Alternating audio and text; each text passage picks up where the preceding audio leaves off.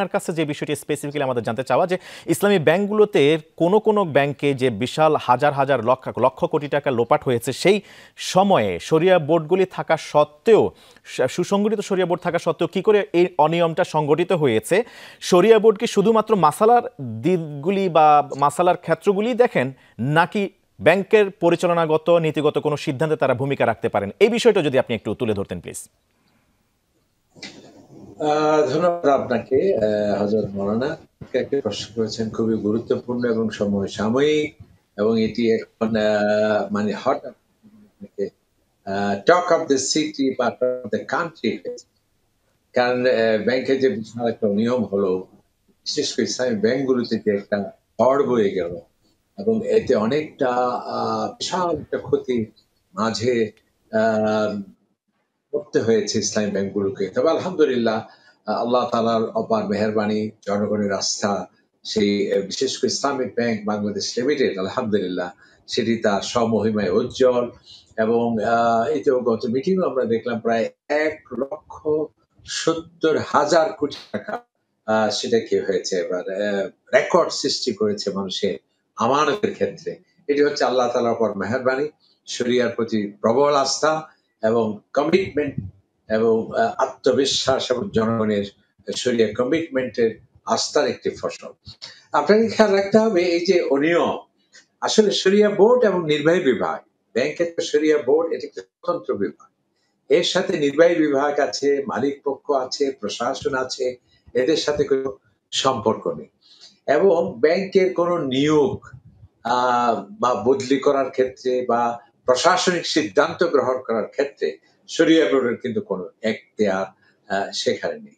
এবং মূলত মৌলিক নীতিমালাগুলো সেগুলো গৃহীত হয় ইসিতে এবং বোর্ডে পাস হয়, এবং বাংলাদেশ ব্যাংকের নীতিমালা অনুযায়ী ব্যাংকগুলোকে চলতে হয়। এমনকি অনেকে প্রশ্ন করেন যে যারা এই যে ডাইরেক্টর আসলো, কেন আপনার নিতে গেলেন? শরিয়া বোর্ডকে কে ব্যাংক ডাইরেক্টর হবে, যে শেয়ার কিনলো বা কোনো ব্যক্তিকে গ্রহণ করা না করা, এটা তো শরিয়া বোর্ডের বিষয় নয়। এছাড়া শরিয়া বোর্ডে মাত্র 3 থেকে 4জন 5জন সদস্য থাকে, একজন চেয়ারম্যান থাকেন। বছরে মাত্র 3টি থেকে 4টিতে কি হয়, সেখানে বৈঠক।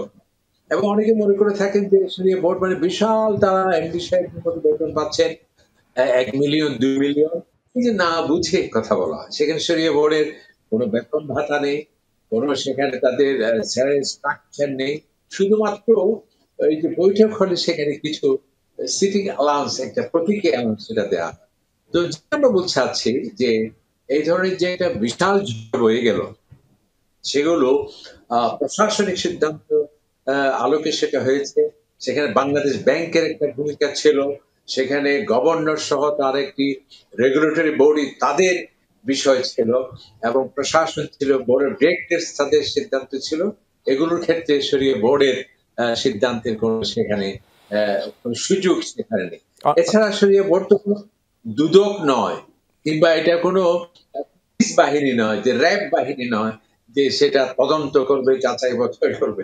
মাত্র 4-5 জন সদস্যের শরিয়া বোর্ড, কাকে দিল না দিল এগুলো কিভাবে সম্ভব? এগুলো না জেনে মানুষ কথা বলে থাকে। শরিয়ার মূল কাজ হচ্ছে শরিয়া পরিপন্থী কোন প্রোডাক্ট ব্যাংকে আসছে কিনা, সুদ অনুপ্রবেশ করছে কিনা, কোনো কারণে যদি শরিয়া লঙ্ঘন হয়ে গেলে সেই অর্থ সেটি ব্যাংকে ঢুকতে পারবে না, এটাকে আলাদা করতে হবে। এবং শরিয়া ব্যাংকগুলোর যে যাকাত আছে, এই যাকাত গুলো কালেকশন হচ্ছে কিনা, যথানিয়মে সেটা দেয়া হচ্ছে কিনা, এবং শরিয়া বিরোধী কোনো কর্মকাণ্ড হচ্ছে কিনা। যেমন এই যে একটা ভয়ঙ্কর নভেম্বরের একটা ঘটনা ঘটেছিল, তখন ধন্যবাদ শেখ। আপনি বলছিলেন চমৎকার করে যে আসলে এখানে নীতিগত বা প্রশাসনিক কোনো সিদ্ধান্তের সাথে জড়িত নন শরিয়া বোর্ড।